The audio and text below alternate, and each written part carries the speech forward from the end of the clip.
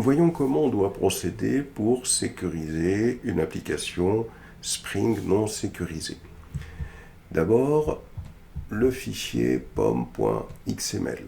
Dans le fichier pom.xml, il faut rajouter des dépendances pour la sécurité.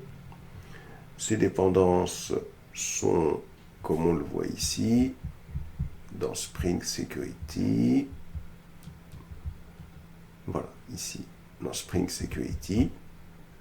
Voilà, donc là, on voit à ce niveau-là, c'est bien délimité.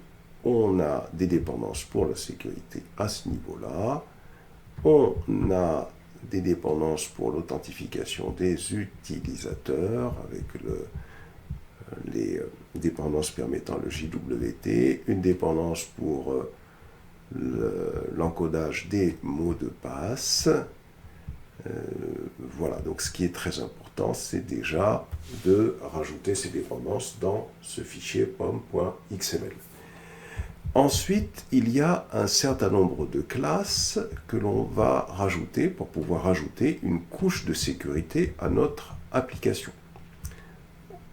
La première classe que l'on va rajouter, on vient ici, c'est une classe que l'on va rajouter dans le dossier service. Cette classe, c'est Customer User Detail Service. Alors, qu'est-ce que permet de faire cette classe? Eh bien, ça nous permet de configurer un User Detail Service personnalisé pour charger les utilisateurs depuis la base. On en a besoin pour qu'on puisse charger les informations liées à la sécurité pour l'utilisateur. Donc si je reviens sur mon code, si je regarde cette classe Customer User Detail Service, on la voit ici, avec l'essentiel des instructions qui ont été commentées. Donc ici, on a déjà la notation service. Ça veut dire qu'on a affaire à un service Spring chargé de fournir les détails d'un utilisateur pour l'authentification. Ensuite, on va injecter un repository pour accéder aux données des utilisateurs parce que il faut que ce service puisse accéder au user repository. Ensuite, on va définir une méthode obligatoire de user detail service pour charger un utilisateur à partir de son email. Donc, on définit une méthode load user by username. Et donc, à partir de l'email, si c'est ce qu'on a choisi comme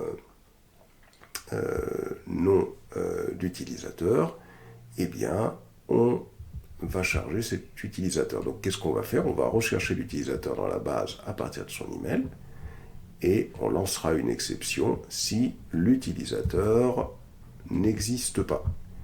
Ensuite, après avoir récupéré l'utilisateur, on va retourner un objet user de Spring Security avec le logging, avec le mot de passe haché, avec la liste des rôles formatée avec le préfixe rôle.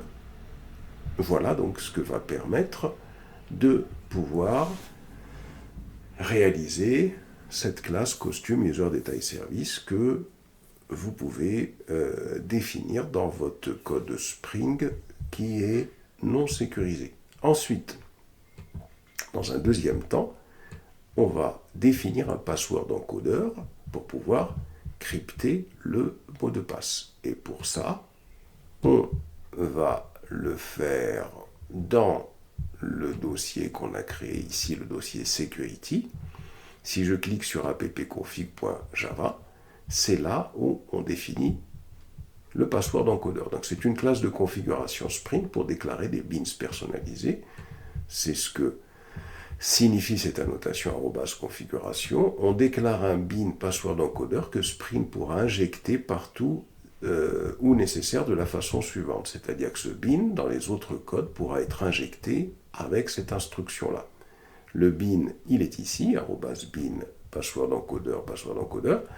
Donc il va utiliser bcrypt pour encoder les mots de passe. Bcrypt, c'est un algorithme de hachage robuste recommandé pour la sécurité des mots de passe. Donc dans un deuxième temps, il faut définir une classe qui permet de définir ce bin password encodeur pour pouvoir encoder les mots de passe. Ensuite, on va créer un JWT utile pour générer, parser et valider les tokens. C'est ce qu'on fait ici. La classe, on l'a ici. Et cette classe, elle est expliquée ici. Donc là, on a @component, c'est-à-dire qu'on définit un composant Spring permettant de gérer des opérations liées au JWT, génération, validation, extraction. Donc, ici d'abord, on va définir une clé secrète utilisée pour signer les JWT qui doit être longue et sécurisée. Donc moi, là, j'ai mis une clé qui est celle-là. Bien sûr, vous pouvez en définir une autre un peu plus sécurisée ou rester comme ça, puisqu'on est en environnement de test. Ensuite, on va avoir une méthode qui va générer une clé HMAC à partir de la chaîne secrète en utilisant UTF-8. C'est à partir de cette instruction qu'on va générer la clé secrète. Ici, on va générer un JWT à partir des informations de l'utilisateur. Là, on va générer le token. Et là, on a une méthode juste dessous qui extrait le nom de l'utilisateur contenu dans le token, donc qui fait l'inverse. Là, on a une méthode qui va vérifier que le token est valide pour l'utilisateur donné. Donc voilà ce que va faire cette classe JWT utile. Ensuite, on va implémenter un JWT AUTH filter pour intercepter les requêtes et authentifier l'utilisateur à partir du token. Pour ça, on va créer la classe JWT AUTH filter qui est ici. Donc là, on va définir un filtre personnalisé exécuté une seule fois par requête HTTP. Il sert à extraire et valider un JWT, puis authentifier l'utilisateur auprès de Spring Security. Donc là, on a d'abord un utilitaire pour manipuler les JWT, celui qu'on vient juste de créer, via la classe JWT utile, que l'on va injecter pour que cette classe l'utilise. Ensuite, on va injecter également la classe UserDetaiService qui permet de télécharger les détails de l'utilisateur à partir du username contenu dans le token. Ensuite, on va créer un log pour suivre l'activité du filtre. Ça, c'est pour des fins de traçage de ce qui se passe dans cette classe. On va avoir ensuite la méthode principale du filtre qui est exécutée pour chaque requête entrante qui est doFilterInternal. Alors que fait cette méthode? Elle récupère le chemin de la requête, par exemple API AUTH logging. Par contre, elle va ignorer les routes publiques comme API AUTH étoile, pour pouvoir se loguer et pour pouvoir s'inscrire. Et pour cela, on a cette instruction qui permet d'ignorer, sinon on risque d'avoir un problème d'autorisation. On récupère le header autorisation, on vérifie la présence et le format de JWT dans le header avec les instructions qui suivent, on extrait le nom de l'utilisateur. Si l'utilisateur n'est pas encore authentifié dans ce contexte, alors on valide le token avec les infos utilisateurs. Et enfin, on enregistre l'utilisateur comme authentifié dans le contexte de sécurité. Ensuite, après avoir créé cette classe, on va configurer le Security Filter Chain pour désactiver les CSRF, pour définir les routes publiques, pour injecter le token. Puisqu'on travaille avec un token, on n'a pas besoin, on n'a pas besoin de laisser le CSRF, puisque on veut désactiver ce genre de vulnérabilité. Pour ça, on va faire tout ça dans Security Config. Dans Security Config, qu'est-ce que l'on a? D'abord, on active la configuration personnalisée de la sécurité web avec cette annotation. On active ensuite la sécurité basée sur les annotations préautorise et secured avec enable méthode security. On marque cette classe comme une configuration Spring avec la notation @configuration. On injecte le filtre JWT personnalisé pour l'authentification par token qu'on vient juste de créer via la classe JWT AUTH filter. On déclare le filtre principal de sécurité, la chaîne de filtre de Spring de Security. Et puis, on va désactiver la protection CSRF utile pour les API REST de son session. On définit les règles d'autorisation pour les différentes URL. Donc là, par exemple, API AUTH, on va l'autoriser. API User Register, on va l'autoriser. Et toute autre requête nécessite une authentification. C'est ce qu'on voit avec cette instruction. On indique que l'application ne doit pas créer de session, puisqu'on travaille avec un token. On ajoute le filtre JWT avant le filtre Username Password Authentication Filter, c'est le filtre standard de Spring Sécurité. On construit la chaîne de filtres et enfin on fournit un Authentication Manager à injecter pour l'authentification manuelle. Voilà. Et pour terminer, on va créer un AUTH controller pour gérer le logging et retourner le token. Donc là, on va se rendre ici dans le contrôleur et là, on crée un contrôleur AUTH contrôleur. C'est un contrôleur REST qui va exposer les endpoints liés à l'authentification et on va préfixer toutes les routes de ce contrôleur avec API AUTH. On injecte le gestionnaire d'authentification de Spring Security. On travaille avec l'utilitaire JWT pour générer les tokens. On accède aux données utilisateurs pour récupérer les rôles. On utilise un endpoint post pour se connecter avec email et mot de passe. On va ensuite tenter d'authentifier l'utilisateur avec les identifiants fournis. On récupère l'utilisateur depuis la base de données. On génère un JWT à partir des détails de l'utilisateur authentifié et on retourne une réponse contenant le token, l'email et le rôle. Et voilà, là, quelles sont toutes les classes que l'on doit définir dans une application Spring non sécurisée pour pouvoir travailler avec le token. On va aller tester tout ça maintenant pour voir si ça fonctionne comme on le souhaite. Pour pouvoir tester notre application. Premièrement, nous, dans cette application, dans data.sql, on a choisi de créer un utilisateur admin. Simplement, cet utilisateur admin, il faut crypter son mot de passe. Alors, comme on le voit ici, insert into user, name, email, password, role, values, admin@mail.com. Alors ici, j'ai mis le mot de passe admin123 crypté. Alors pour ça, il suffit de se rendre sur le site bcrypt qui est ici. Vous tapez admin123.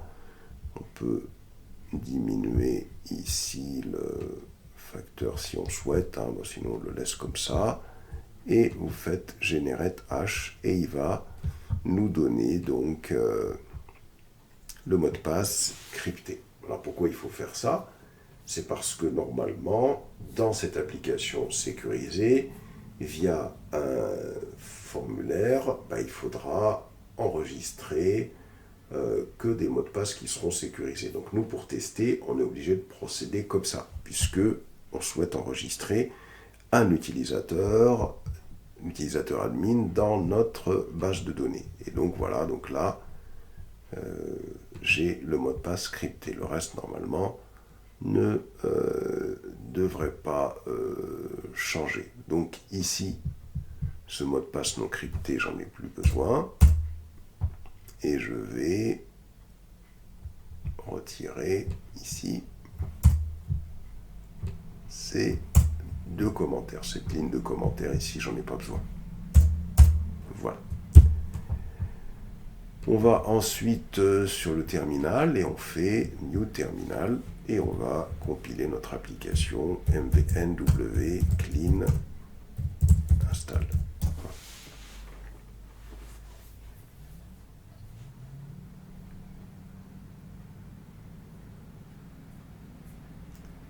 Patiente le temps que la compilation s'effectue.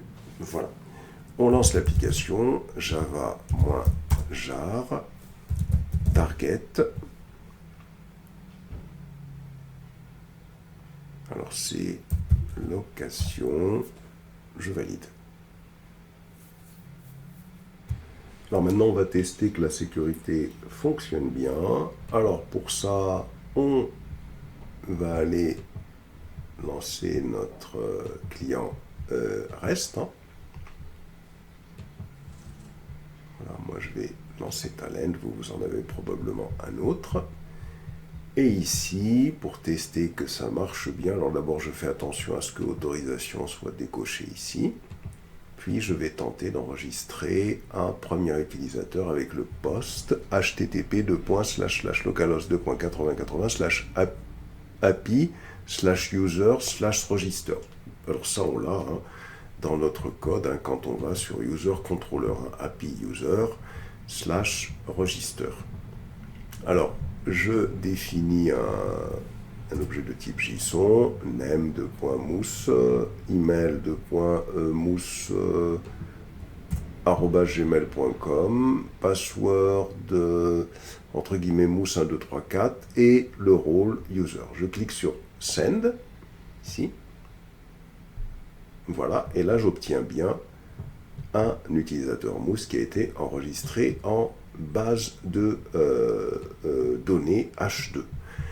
Ensuite, je vais utiliser ce que j'ai mis en termes de sécurité, le AUTH controller. Je vais tenter de me loguer en utilisant la route /api/AUTH/logging.